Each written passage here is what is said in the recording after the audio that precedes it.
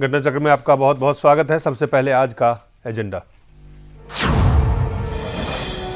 छत्तीसगढ़ नक्सली हमले के पीछे की साजिश का क्या है सच? बड़ा सवाल। क्या सियासत में फंसकर रह जाएगी जांच और कार्रवाई?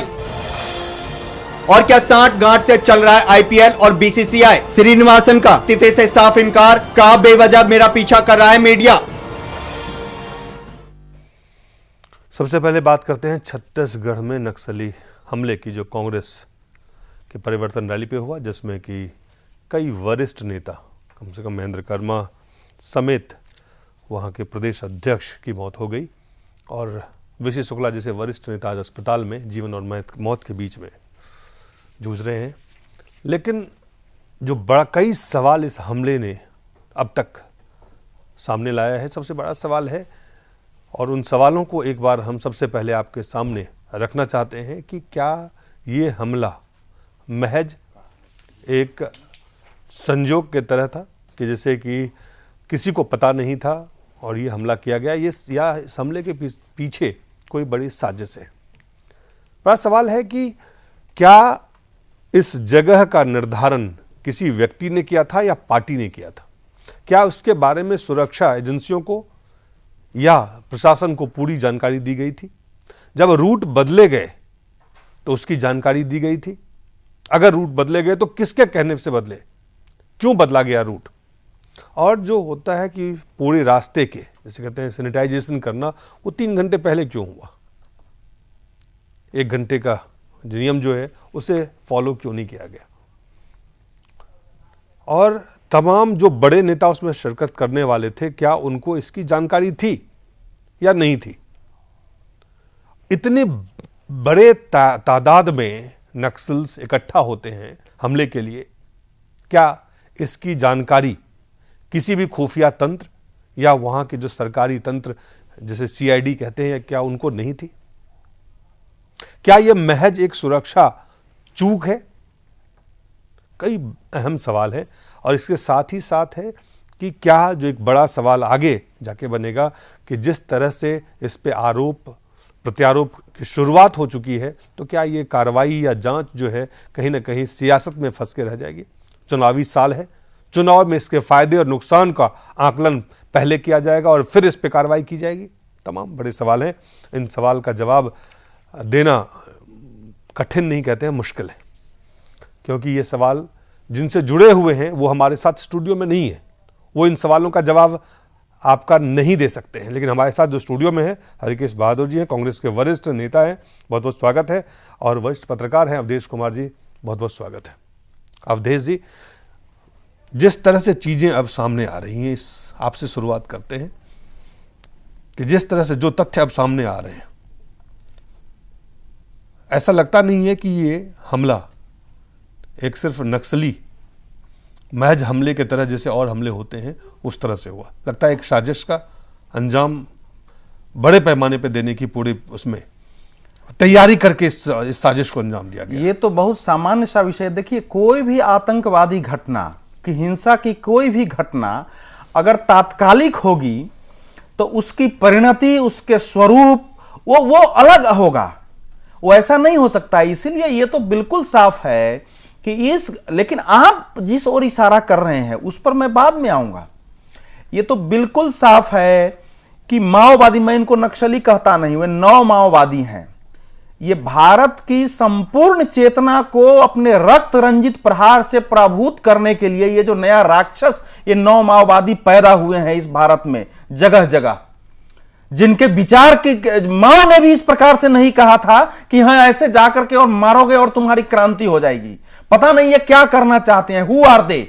माओवादियों से हम लोग भी बहुत बार बहस किए हैं। ये नक्सल ही है या नक्सल के वेश में? नहीं, नक्सल जो मूवमेंट के वेश में कुछ आपराधिक तत्व, कुछ नहीं, ये तो सवाल है कि ये तो टेररिस्ट, सवाल है कि ये जो वाक है ये तो टेररिस्ट टाइप का है, माओवादी का है या टेररिस्ट? देखिए, माओवाद ने कभी भी गुरिल्ला युद्ध की शिक्षा दी, आप विद्यार्थी रहे हैं, लेकिन कभी धोखे से किसी को मारने का माओ ने कहीं भी नहीं प्रश्रय दिया है, न मार्क्स ने, न लेनिन ने, न स्टालिन ने। लेकिन ये दूसरी बात है।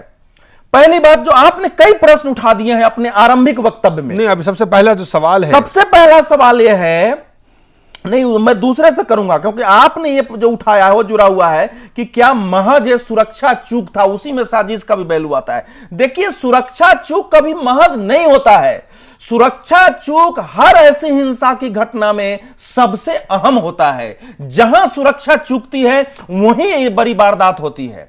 तो ये तो इतनी बड़ी सुरक्षा चूक है कि अगर मैं मुख्यमंत्री होता तो अभी तक त्याग पत्र की पेशकश कर चुका होता। यह सामान्य घटना नहीं है, ये पूरी दुनिया में सुर्खियां बनी है। भारत के बाद आजाद नक्सली जब पश्चिम बंगाल में, तब भी ऐसी घटना नहीं हुई है कि एक पार्टी की जिसका केंद्र में शासन हो उसके 19 नेता सीधे सीधे मार डाले गए हो। आज का सच है कि छत्तीसगढ़ के कांग्रेस के प्रमुख नेता मार डाले गए हैं या मरने की स्थिति में है। यह साधारण घटना भारत के लिए नहीं है। और उस स्थान पर अब जो खबरें आ रही हैं वो है कि महीनों से, खासकर 12 मई को जो गांव में आदिवासी मारे गए थे, जिनको उसके बाद से तैयारी कर रहे थे कि हम बड़े हमला करेंगे। विकास यात्रा पर को भी धमकी थी, परिवर्तन यात्रा को भी धमकी थी। वहां गुरिल्ला युद्ध का अभ्यास कर रहे थे। आंध्र प्रदेश से नक्सली वहां आ रहे थे। प्रश्न यह है कि यह भी केंद्र की सरकार भी 9 साल से है, और आप भी कवर करते हैं। हर साल मुख्यमंत्रियों का सुरक्षा पर सम्मेलन होता है, डायरेक्टर जनरल पुलिस का होता है, गृह सचिव का होता है, और हमारे प्रधानमंत्री कहते हैं कि देश की आंतरिक सुरक्षा के लिए सबसे बड़ा चुनौती माओवाद है। मैं पीछे की बात छोड़ देता हूं। रमन सिंह की सरकार वहां जो है कितने सालों से है, आज 13 वर्ष हो जाएंगे उस सरकार की, उसकी ये सारी तैयारियां, इतना संसाधन कोबरा हमने बना दिया।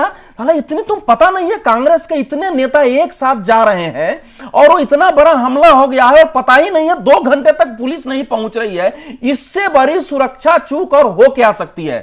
कहां है हमारा चूक है, साजिश है? नहीं, एक साजिश तो उनकी है। देखिए, ये तो मैं नहीं मानता हूं कि इनको साजिश से मरवाया गया है, क्योंकि जब यात्रा चलती है, ये क्यों, इसको क्यों नकार दिया जाए? कांग्रेस जिस तरह से नहीं, ये जो है अखबार का नहीं, सवाल ये कांग्रेस पार्टी का, भाजपा का नहीं है। हरकेश जी, नहीं, स्पष्ट कर दूं, परिवर्तन यात्रा नहीं, जो परिवर्तन यात्रा के रूट का सवाल है। देखिए, परिवर्तन यात्रा की सभाएं बिल्कुल प्रकाशित है, कहां कहां होनी है, ये छुपा हुआ नहीं है। किस यात्रा से, किधर से परिवर्तन यात्रा जाएगी ये भी स्पष्ट है। लेकिन आप अगर उधर गए होंगे, वो इलाका संकरी घाटियों का है, उसमें कई बार कठिनाई के कारण होता है कि भाई इधर से नहीं लौट के जगदलपुर हम लोग ऐसे भी चल सकते हैं, क्योंकि रास्ते में जंगल ही है, कहीं सभा नहीं करनी है। तो मैं ये मान लूं कि वो साजिश के तहत हुआ है, इसके लिए मेरे पास अभी तथ्य नहीं है। नहीं, एक जो बड़ा सवाल आया मैं आपसे, हरकेश जी, जब इस तरह की यात्रा तय की जाती है तो उस जगह का भी चयन किया जाता होगा कि, और ये भी उसमें देखा जाता होगा कि कहां किस तरह की चुनौतियां हैं, कहां आपके कार्यकर्ता हैं, कहां कितने कार्यकर्ता जुट सकते हैं, कहां से पूरी तैयारी ये तमाम तैयारियां होती होंगी।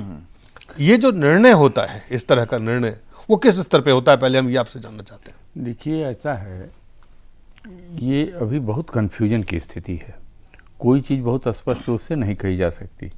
एक बात सही है कि विकास यात्रा जो हो रही है बीजेपी की, उसमें सिक्योरिटी का पूरा इंतजाम था। हाँ। परिवर्तन यात्रा में क्यों नहीं था, ये पहले इसको समझने की बात है, क्योंकि ये opposition party, main opposition party है कांग्रेस जी। तो इसकी अगर परिवर्तन यात्रा चल रही है तो इसका भी सिक्योरिटी इंतजाम होना चाहिए था। अब इसमें 2-3 सवाल खड़े होते हैं। वो क्या परिवर्तन यात्रा के लोगों ने सिक्योरिटी की डिमांड की थी या नहीं की थी? परिवर्तन यात्रा के लोगों ने अपनी यात्रा के बारे में डिटेल सरकार को भेजा था कि नहीं भेजा था? ये सवाल भी अभी लोगों को के सामने आना बाकी है। फिर ये है कि जो सिक्योरिटी ऑलरेडी प्रोवाइडेड थी नेताओं को, जो बेचारे मारे गए हैं, उनकी सिक्योरिटी उनके साथ थी या नहीं थी जी। फिर जो ये विकास यात्रा में भाजपा की वहाँ पर सरकार भी है, उन्होंने अपनी यात्रा की सुरक्षा के लिए पूरी व्यवस्था की थी, तो उनकी सरकार की यह जिम्मेदारी थी कि परिवर्तन यात्रा की भी सुरक्षा की जिम्मेदारी करते। उन्होंने अपने कर्तव्य का ठीक से पालन किया या नहीं किया, और अगर उन्होंने नहीं किया तो क्यों नहीं किया? सवाल है कि ये घटना तो बहुत ही दुखद हुई। पहले तो हम सबको अपनी श्रद्धांजलि व्यक्त करना चाहेंगे जो लोग बेचारे मारे गए हैं। ये बहुत बड़ा एक इंटेलिजेंस फेलियर भी है। क्या इंटेलिजेंस एजेंसीज को, जहाँ पर कि इतना दिन से ये सब कार्यक्रम चल रहा है, अभी जैसा कौधेश जी ने कहा कि सबसे बड़ी आंतरिक समस्या के रूप में भारत के प्रधानमंत्री ने स्वयं कहा, तो क्या वहाँ पर इंटेलिजेंस के काम का जो तौर तरीका है वो बदला है या नहीं? इंटेलिजेंस की खबर आई है, मिली कि नहीं मिली? अगर नहीं मिली तो क्यों नहीं मिली? सिक्योरिटी लैप्स तो सब लोग कह रहे हैं कि है ही है। फिर आज वो नंद कुमार पटेल जो अध्यक्ष मारे गए हैं, उनके लड़के ने सीबीआई जांच की डिमांड किया है जी। और उनका कहना यह है कि इसमें कोई बहुत बड़ी साजिश है। तो अगर ये साजिश है तो इसकी भी जांच होनी चाहिए, इसका पर्दाफाश होना चाहिए। लेकिन क्या साजिश हो सकती है? सरकार का तंत्र साजिश किया है या कुछ दूसरे लोग किए? कौन लोग साजिश किए और क्यों साजिश किए?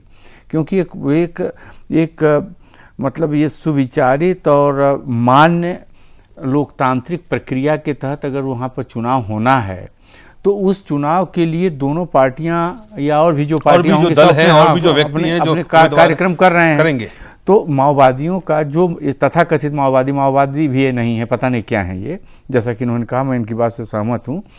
तो ये पता नहीं किस तरह के लोग हैं कि वो चाहते ही नहीं कि चुनाव हो। वो खुद तो राजनीति में, चुनाव की राजनीति में आना भी नहीं चाहते जी। वो ये समझते हैं, माओ से तुंग का एक कथन है कि political power flows through the barrel of the gun, राजनीतिक सत्ता का जन्म बंदूक की नली पर होता है। तो ये अगर वो मान के चलते हैं तो ये भारत में संभव नहीं है, ये होगा ही नहीं, और ये इस तरह के तत्वों द्वारा तो नहीं ही होगा। तो अब सवाल ये है कि ये क्या चाहते हैं, इनका क्या वहाँ पर कार्यक्रम है। आज तक जो रिपोर्ट्स मिली हैं इनके बारे में और जो जानकारियाँ आ रही हैं या जो अखबारों में छपता है, आज भी जो बहुत सारी बातें छपी, उससे लगता है कि पूरी एक इंडस्ट्री चल रही है आतंक की, जिसमें कि जो वहाँ पर बिजनेस में काम करने वाले लोग हैं, इंडस्ट्री में काम करने वाले लोग हैं, और भी वो वहाँ पर पैसे देते हैं, जो सियासी लोग हैं, पैसे देते हैं, प्रशासनिक लोग हैं, हाँ, ये सियासत वाले भी लोग इनको पैसे दे करके और फिर अपना चुनाव प्रचार करते हैं। बहुत सारी स्टेट में, झारखंड वगैरह में होता है, मुझे इसकी जानकारी है। तो ये एक ऐसा समूह है जो बिना कुछ किए आतंक के बल पर पैसे वसूल करता है लोगों से, और पैसे वसूल करके ये अपना पूरा एक कार्यक्रम चला रहा है। इसके लोग बहुत तरह के आरामदेह तरीके से रहते हैं, बड़े ऐसो आराम की ज़िंदगी भी बिता रहे हैं इनके नेता, वो सबकी भी जानकारी लोगों को है। लेकिन ये किस तरह से ऐसे रह रहे हैं, कितनी बड़ी सत्ता, इनका कुछ मुकाबला ही नहीं कर पा रही। अब ये देखिए जी। और ये बार बार कहा जाता है मुकाबला किया जाएगा, ये किया जाएगा, वो किया जाएगा, तमाम होता है, लाखों की संख्या में फौज भेज दी जाती, फोर्सेज भेज दी जाती हैं, और कुछ होता ही नहीं। और अंत में जब चाहते हैं, जो चाहते हैं। मेरा जो सवाल था, इस तरह की यात्रा का तो पहले से पूरी तैयारी की जाती है सर। वो नहीं, मैं परिवर्तन यात्रा इस तरह का ये तो देखिए, ये वहां के स्टेट लीडरशिप का निर्णय होता है। देखिए मैं सिर्फ हरिकिसी से जानना चाहता हूं कि जब पार्टी स्तर पे ये जगह का फैसला होता होगा या व्यक्ति स्तर पे भी लोगों ने तय किया होगा कि इस जगह पर मीटिंग होगी, वहां पर लोग गए। लौटने के बारे में आज हमने टीवी पर देखा है, तमाम आ रहा है कि इसकी जांच हो रही, नया खुलासा, ये वो तमाम अलग अलग चैनल अलग तरह से दे रहे हैं कि बाद में वो यात्रा का वो रूट जो वापसी वाला था उसमें फिर बदल कर दिया गया कि इस रास्ते जिससे आप लोग जाना वैसे न जाइए, उस रास्ते जाइए, वो ज़्यादा सुरक्षित या ज़्यादा बेहतर है, कुछ ऐसा करके वो चेंज हुआ। एक अखबार ने मध्य प्रदेश के छत्तीसगढ़ की एक खबर आज छापी है, उसके आधार पर टीवी वाले चला रहे हैं, लेकिन कांग्रेस ने अभी इसको नहीं स्वीकार किया। अभी कांग्रेस ने नहीं, उन्होंने नेताओं ने ये कहा है कि हमें इस बात की खबर मीडिया से ही, खबरों से आई, लेकिन इसकी सच्चाई का कारण यह है कि भाई ज्यादा सीनियर लेता तो मार डाले गए। सवाल तो यह है कौन देगा।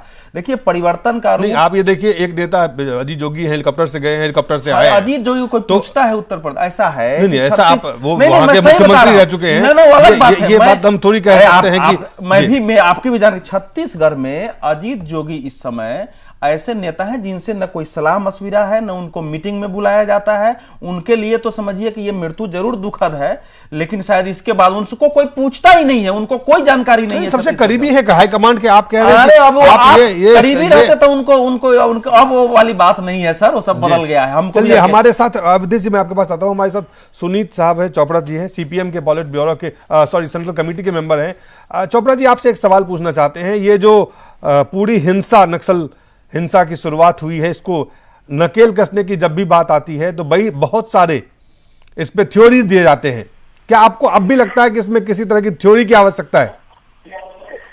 असलियत ये है जी कि आपको मालूम है कि किस तरह से जब बोतल से भूत निकालो तो वो आपसे बुरा होता है। हमने देखा है कि किस तरह से पंजाब में भिंडरा वाले को इस्तेमाल करके इंदिरा गांधी की मृत्यु तक गए। हमने देखा है कि किस तरह बंगाल में मार्क्सवादियों के खिलाफ नक्सलवाद को इस्तेमाल करके कांग्रेस ने अपने आप को बंगाल से मिटा दिया है। इसका तो कोई एविडेंस नहीं है, कहना है ये तो इंटेलिजेंस के पास भी इसका एविडेंस नहीं है सर। पैसे के आधार पर चल रहे हैं, जिसकी बात आपके यहाँ भी हुई है। और ये पैसा सिर्फ नक्सलाइट को नहीं आ रहा, ये पैसा आ रहा है अनेक आतंकवादियों। और आपका जो आईपीएल चल रहा है उसमें दाऊद कंपनी आ रहा है, और हमें मालूम है कि दाऊद कंपनी के कुछ ना कुछ रुपए इन नक्सल इस हमले पे केंद्रित करके अगर बात करें चोपड़ा साहब तो बेहतर होगा। हमारा ये कहना है जी कि ये पैसे के खेल को बंद करो, नहीं तो ये पैसा बड़ा महंगा हो जाएगा, क्योंकि ये अंतरराष्ट्रीय ये 1200 लोगों की संख्या पैसे देके लाए गए थे कांग्रेस नेतृत्व को मारने के लिए, आप ये कह रहे हैं।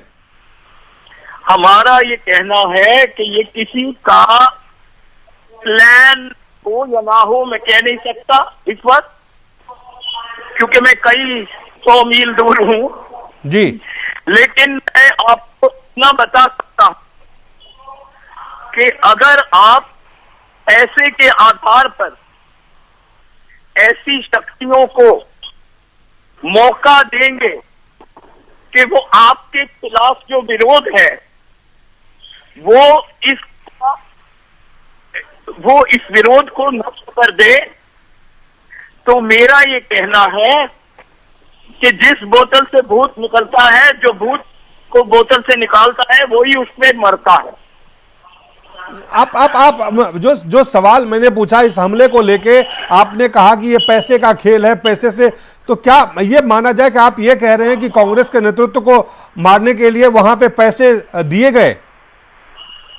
मेरा ये कहना है कि इसकी जांच होनी चाहिए जरूर जी, और जांच मैं कोई सीआईडी नहीं हूं, लेकिन मैं ये कह सकता हूं कि इसकी जांच होना अनिवार्य है।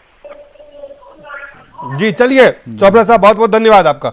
अवधेश जी, 3-4 बातें हैं। पहली बात तो एनआईए को जांच सौंपने की बात हो गई है, वो जांच करने पहुंच चुकी है, सीबीआई से, वही ना वो होगा, इसलिए उसमें अब कुछ नहीं बचा है कि अब सीबीआई से भी आजकल विश्वसनीय संस्था आतंकवाद के बारे में एनआईए हो गई है, उसको भी वो सारे राइट्स हैं, इसलिए वो तो स्वाभाविक है कि होगी, वो हो गई पहली बात। दूसरी बात है जो आप पूछ रहे थे, हमेशा यात्रा के लिए 20 पहले मीटिंग होती है, एक एक जिला का रूट तय होता है, मुख्य सभाएं तय होती है, ज्यादा से ज्यादा मुख्य वक्ता तय होता है, और मेहमान इंपॉर्टेंट लोग जो आते हैं, वक्ता मेहमान थोड़े बहुत कभी बीच में बदलते हैं, उसमें जुड़ते हैं, और साथ ही साथ उसमें 1-2 उप सभाएं बीच बीच में कहीं रखने की गुंजाइश बनाई जाती है।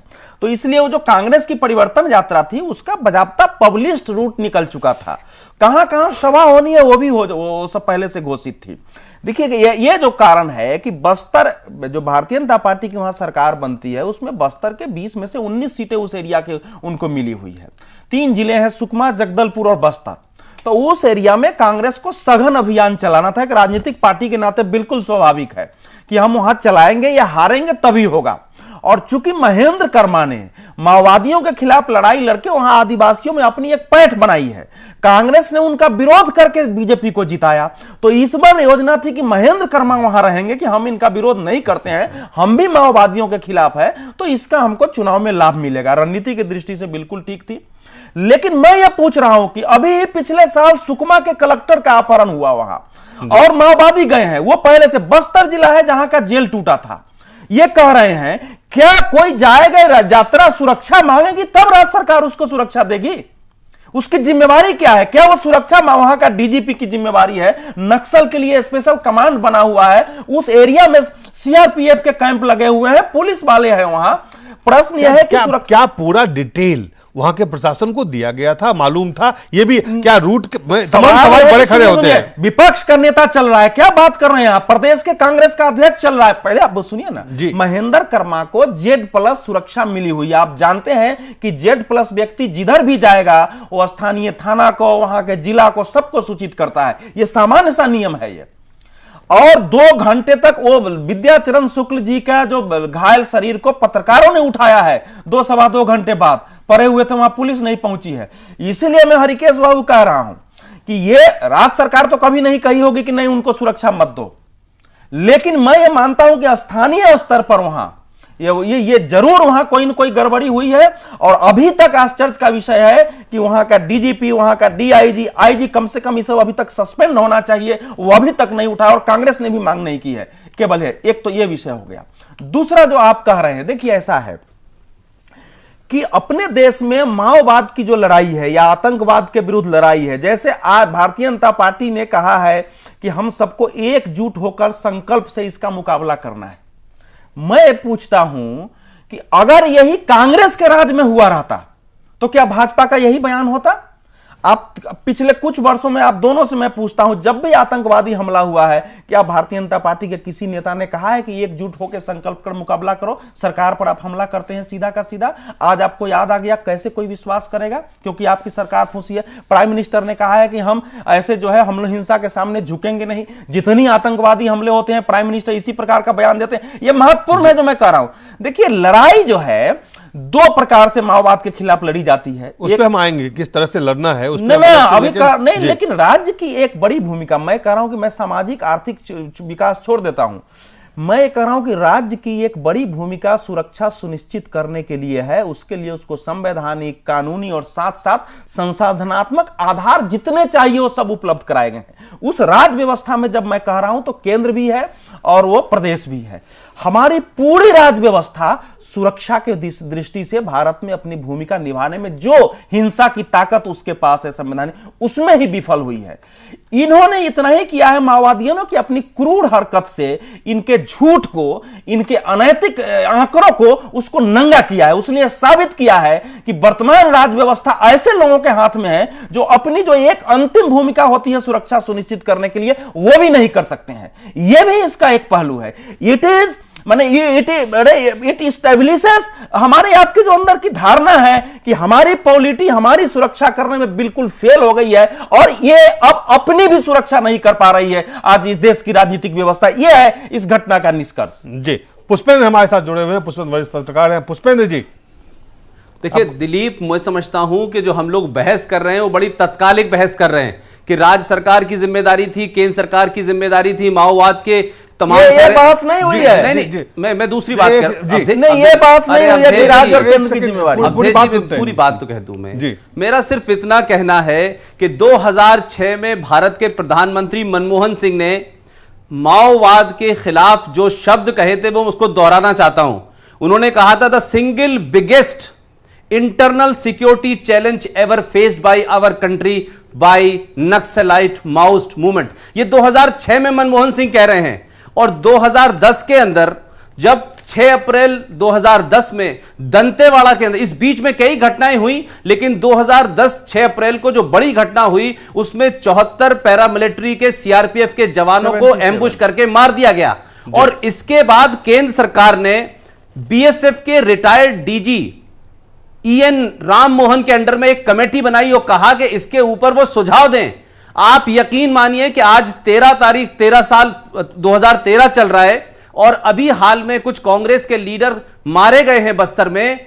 उस रिपोर्ट के तमाम सुझावों को सार्वजनिक केंद्र सरकार ने नहीं किया है, जो कि उनकी बनाई कमेटी थी। आज तक नहीं बताया देश को, क्या कहते हैं कि उन्होंने क्या 2 सुझाव दिए थे जो ऑफ द रिकॉर्ड सुझाव थे। उन्होंने कहा था कि भारत के संविधान के अंदर ट्राइबल काउंसिल का कंसेप्ट है, उनसे पूछे बगैर उनकी जमीन को न बेचा जाए, उनकी उसमें राय होनी चाहिए, बगैर उनके नहीं होना चाहिए, उनका संवैधानिक अधिकार है। आज तक भारत की केंद्र सरकार ने उसके बारे में कोई जवाब नहीं दिया है। करना पड़ेगा आपको। देखिए, राम मोहन समिति की रिपोर्ट और अनुशंसाएं हमारे पास है।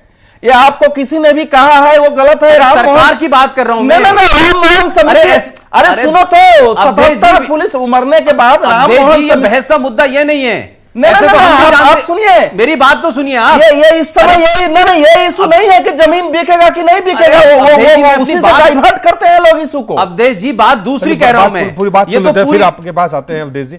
अवधेश जी, मैं कह रहा हूं श्री कृष्ण आयोग की रिपोर्ट भी सबके पास है। दूसरी बात है, श्री कृष्ण का छोड़ो, राम मोहन वही बता रहा हूं आपको, होम मिनिस्ट्री सरकार ने लागू नहीं की है, रिपोर्ट आ गई है। या आपके पास, हमारे पास तो रिपोर्ट सरकार के अलावा भी होती है जी। सरकार ने सार्वजनिक नहीं की है, सरकार ने उसके ऊपर कोई एक्शन नहीं किया है। ये वो बात कहना प्रेस कॉन्फ्रेंस हुआ था, एक से पूरी बात जी पुष्पेंद्र, पूरी बात मेरा सिर्फ कहना यह है कि तात्कालिक घटनाओं में अभी हाल में यह हुआ कि उसमें कुछ कांग्रेस के लीडर मारे गए, तो यह देश की लोकतंत्र पे हमला हो गया। इस देश को लोकतंत्र के बचाने के वर्दी में 74 लोगों को मार दिया गया, लोकतंत्र पे हमला नहीं हुआ। इसके अलावा 50 लोग मर रहे हैं। ऐसा नहीं है कि यह कोई बड़ा हमला था। हां, बड़ा कुछ कांग्रेस के बड़े लीडर मारे गए हैं इसमें, लिहाजा लोकतंत्र पे राहुल गांधी, संजय और उनकी मां जो है और मनमोहन सब जो है बस्तर पहुंच गए। इससे पहले लगातार कभी 50, कभी 40, कभी 44, कभी 45 लोग मारे जा रहे हैं हमलों में। उसके बारे में न लोकतंत्र पे हमला है, न सरकार पे किसी को इस बात की चिंता है। इस बात का बहस में मुद्दा चला गया है कि भारतीय जनता पार्टी, राज्य सरकार ने सुरक्षा मुहैया नहीं कराई। वो जो वहां अजीत जोगी हैं वो अपनी राजनीतिक रोटियां सेक रहे हैं। राहुल गांधी कहते हैं कि इस पर राजनीति नहीं करनी चाहिए, और ये कहते हुए भी वो वहां चले जाते हैं, और उसके बावजूद भी वही तमाम सारी बातें हो रही हैं। तो कौन राजनीति कर रहा है? ये तत्कालिक रिएक्शन है। मैं समझता हूं कि अभी इससे कुछ नहीं होगा, 2 दिन के बाद फिर खत्म हो जाएगा मामला। इस एक मिनट, इसका उत्तर 3-4 बात साहब। पहली बात तो यह है, पुष्पेंद्र बाबू 77 जब सीआरपीएफ मरे थे, 74 मरे थे। नहीं 77 था। 74 77 वो छोड़ो, उसमें मत पढ़ो, 77 थे। खैर 70, हाँ। और वो 70 से अब आप 70 से ज्यादा कर दो, 74 नहीं 77 आपको करेक्ट किया। ऐसा है कि उस समय भी हम लोगों ने इसी रूप में आवाज उठाई थी। ये बात ठीक है, मैं इतना उनकी भावना से तो मैं सहमत हूं, लेकिन नेता मरे और वहां राहुल गांधी, कांग्रेस के लोग इतने, पहली बार इस समय छत्तीसगढ़ में कांग्रेस एक प्रकार से सारे नेता मारे गए हैं, वहां अगर न जाए नेतृत्व तो ये तो शर्मनाक स्थिति हो जाएगी। लेकिन हाँ, प्राइम मिनिस्टर को अगर सुरक्षा बल भी मरते हैं काफी संख्या में तो जाना चाहिए था। उस समय भी आवाज उठी थी, लेकिन गृह मंत्री वहां स्वयं गए थे, दूसरे लोग भी गए थे, और हम लोगों ने ये ऐसा ही हुआ था कि यही हमला है। बाकी वो लोकतंत्र पर तो हमला है ही है, लेकिन केवल इसलिए नहीं है कि इन्होंने, और छोटा हमला नहीं है। भारत का मेरे मान्यता के अनुसार कि इतनी सुरक्षा गार्ड के रहते हुए और इतने बड़े जिनको वीआईपी है, वो मैं उससे सहमत नहीं होता हूं। मेरे ख्याल से मैं आजादी के बाद नक्सली मूवमेंट से आज तक भारत का ये सबसे बड़ा माओवाद का हमला है, जिसने सीधे राजनीतिक व्यवस्था को, लीडरशिप को पर हमला कर दिया है। ये असाधारण घटना है, साधारण घटना नहीं है। एक तो बाकी जो वो कह रहे हैं उनकी भावना से तो मैं सहमत हो सकता हूं, लेकिन अब नेता नहीं जाए वहां, ये तो मान्य बात नहीं। एक बात और दूसरा, राहुल का इसमें बयान नहीं जाना चाहिए। राहुल का बयान बहुत संतुलित था।